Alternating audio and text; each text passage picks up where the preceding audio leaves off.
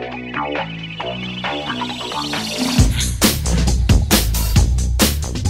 how's it going? Andrew Kramer with VideoCopilot.net, and in this tutorial we're going to take a practical look at HDR imagery and 32 bits per channel inside of After Effects 7. So let's go ahead and get started. Now, most of us are familiar with 8 bits per channel and likewise 16 bits per channel. But for the purposes of this tutorial, I'm just going to be comparing 8 bits per channel to 32 bits per channel, since 8 and 16 bits per channel works similar. So anyway, don't let that confuse you. Let's go ahead and get started. So I'm going to make a new composition, and I'm going to choose Layer, New Solid, and I'm going to go to Effects, Generate, Ramp. And what I'm going to do is just use these default settings. I'm going to move the black point down just a little bit and the white point up just a little bit. Now, if you look at my info palette here, when I roll over the black, you'll notice that the RGB is set to 000. And as I move down, the value increases all the way up to 255, which is pure white in the 8 bits per channel workspace. So how does this differ from 32 bits per channel? Well, let's go ahead and take a look at that. I'm going to go to the project settings and set the in color to a color beyond 8 bits per channel in the 32 bits range. So if you'll notice here, RGB is set to 111. Now, as you can see, it's the pure white that we're all familiar with. Now, basically what that means is 0 to 1 is equivalent to 0 to 255 in 8 bits per channel. So what it means is 1 in the 32-bit float mode is basically pure white, and anything beyond 1 is what's known as super bright. So if I change the color here to, say, 4, that's 4 times whiter than regular white, or brighter than regular white. So now I'm going to hit OK. And you'll notice that my gradient now is much smaller. And if I bring my points back up, well, when the gradient gets from about right here to right here, you'll notice that the RGB value is approximately 1. Now, anything beyond this is so white and so bright that it just shows up as pure white. Now, but watch when I roll over the values beyond. You'll notice that in the info palette, it is actually going up to hotter colors or brighter colors. Now, there's a little function inside of the composition window, which is the aperture, and essentially this allows you to see data beyond white without actually changing your composition. So if I click on this button, it goes ahead and resets it, but the point is, beyond those white values is in fact data, and it just takes some tools to be able to see it. Now, that's just a viewing option. If we actually want to change this and be able to see the data in this super bright white area, we need to use a 32-bit effect, such as exposure. So if I choose Effects, Color Correction, Exposure, you'll notice that if I pull the exposure down, we start seeing that data that's beyond in the white points. Now, that's essentially what HDR is basically having values or color values beyond 8 and 16 bits. So how does having color values beyond what we're actually able to see help us? Okay, I'm going to go ahead and import this car HDR image. And what we're going to do is drag it out into the composition area to make a new comp. Now, the image is pretty blown out here, but working in 32 bits per channel will allow us to sample the data beyond white. So if you notice when I roll over here, I'm getting values at about 1.5. If I choose Effects, Color Correction, and Curves, I actually will have a little bit more control over how my image is going to look. So if I give it a little more contrast by making the curve a little bit sharper, you'll see.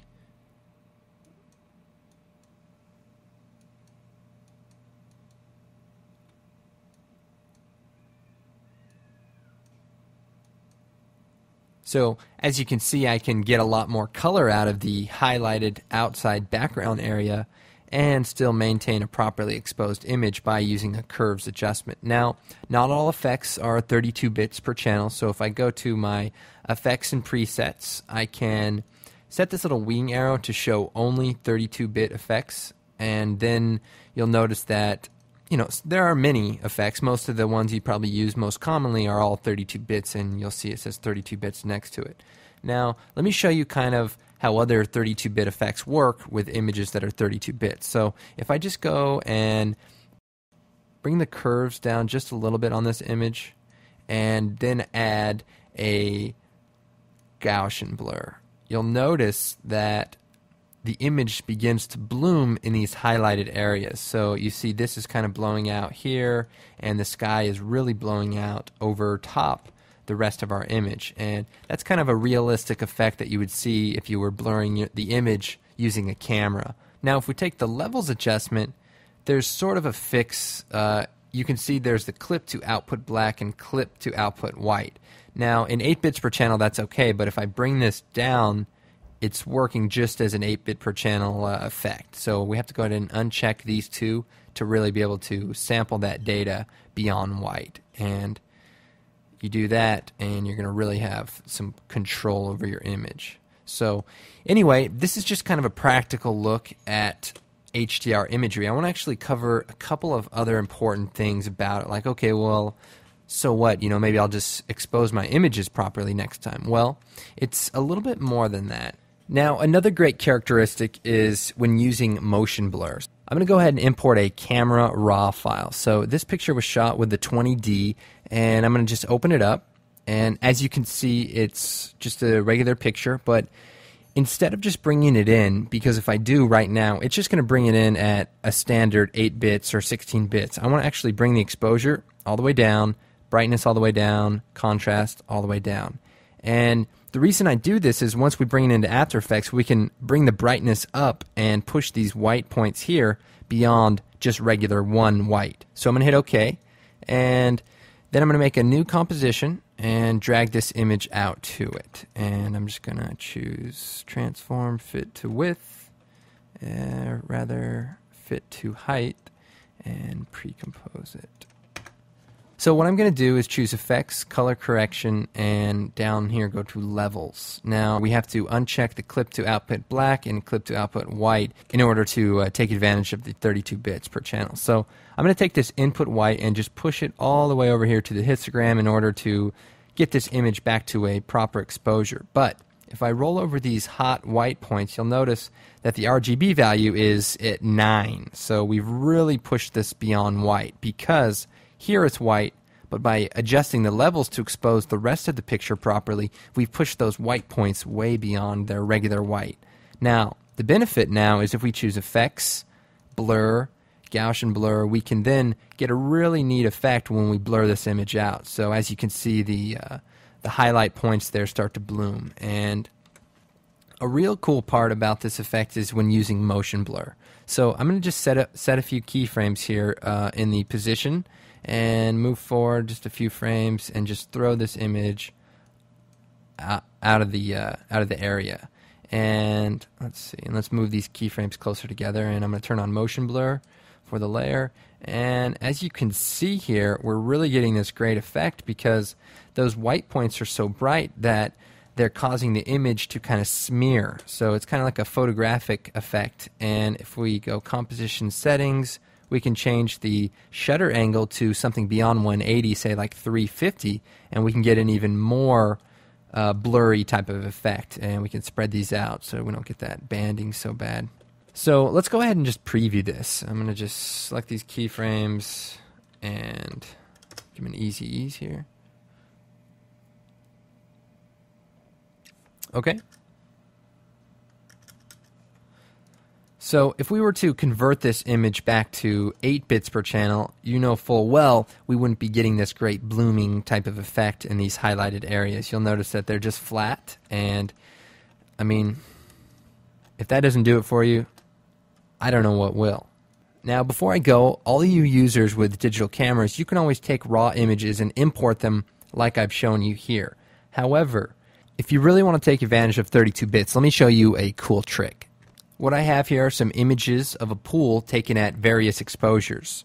And from pretty blown out to moderately underexposed, I have a sequence here of about 7 images. Now, in Photoshop CS2, I can actually take these images and merge them into one single HDR image, or one 32-bit image. So if you want to try this out, put your camera on a tripod and take several different exposures. Now, you don't have to shoot in RAW. You can actually shoot just at their JPEGs, but you definitely need to have different real exposures in the camera. You can't just have 6 different, curves adjusted layers. So I'm going to go into Photoshop CS2 here, and I'm going to choose File, Automate, Merge to HDR, and then I go over to Browse here, and here are those sequenced images shot with the 20D. I'm going to go ahead and select them, choose Open, and now they're all listed here. And you can attempt to automatically align them if you didn't shoot them on a tripod, but shoot it on a tripod. And I'm going to hit OK, and Photoshop is then going to process all these images and put them together.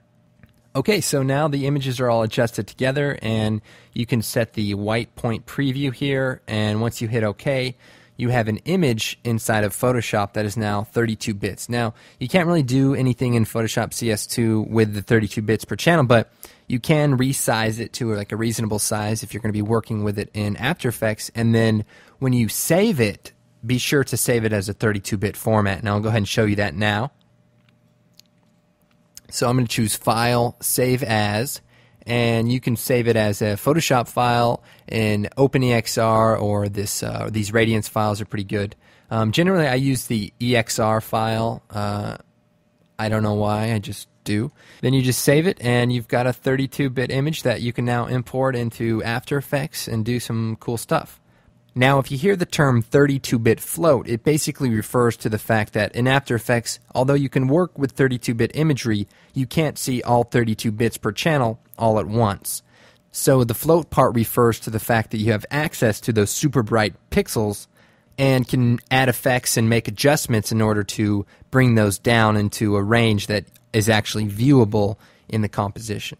I hope this has kind of given you a little insight into 32 bits per channel and how you can actually implement this into your work. So if you're using a 3D package, by the way, look in the help file and see what it says about HDR or 32 bits per channel imagery, because you should be able to render out of, say, 3D Studio Max and import those files with all this great high dynamic range. So look into it. Now, some of you photographers out there may notice that I'm looking at my raw files inside of the standard image viewer, and if you're on Windows XP, just go over to the Microsoft site, type in raw viewer, and search, and the first thing that comes up is a little upgrade that allows you to view your raw images inside of the standard image viewer. So I want to go ahead and thank my friend Mark Jacobs for that tip.